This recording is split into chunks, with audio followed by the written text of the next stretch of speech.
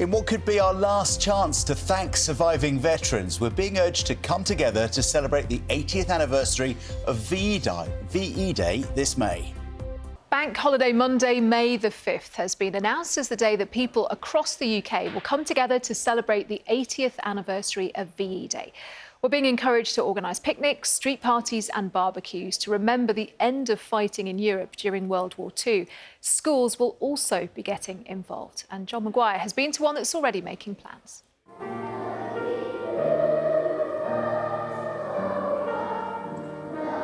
It's a song written more than 80 years ago during one of the darkest chapters in British history. The White Cliffs of Dover, sung by Vera Lynn, offered hope to a beleaguered people.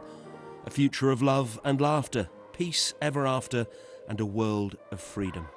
That moment was finally realised with the Nazi surrender and victory in Europe on the 8th of May 1945, VE Day. Hostilities will end officially at 1 minute after midnight tonight. Generations later, and these children at Hermitage Primary School in East London are looking ahead to the 80th anniversary of VE Day with two VIPs, the actor and journalist Ross Kemp and the former double Olympic champion Dame Kelly Holmes.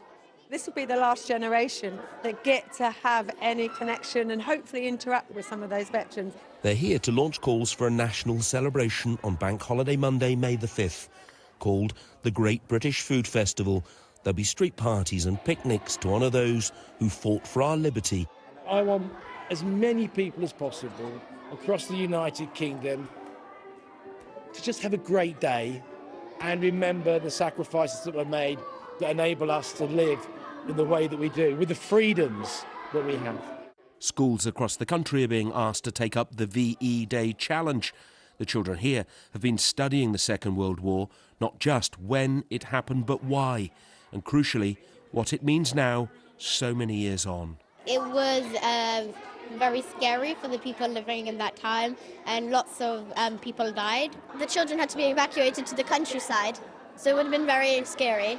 Never since the Great Fire of 1666 has such a roaring furnace swept through our capital. East London and its former Docklands, where the school stands today, was devastated during the Blitz in the war's early years. So staff believe it's important to teach the children about life here during the 1940s. These children, if they'd have been alive then, would have been evacuated. So there's a lot that they can relate to and there's a lot that they can learn about. But also they're aware that there's lots of conflict still going on in the world at the moment, and they're aware that how lucky they are to be living in a peaceful country at the moment and living in a peaceful society. So we think even though they come from lots of different countries and lots of different backgrounds, it's really important for them to understand how lucky we are to be living here today. So from the youngest to the greatest generation, the 80th anniversary of VE Day will provide the chance to once again join together and be thankful. John Maguire, BBC News, East London.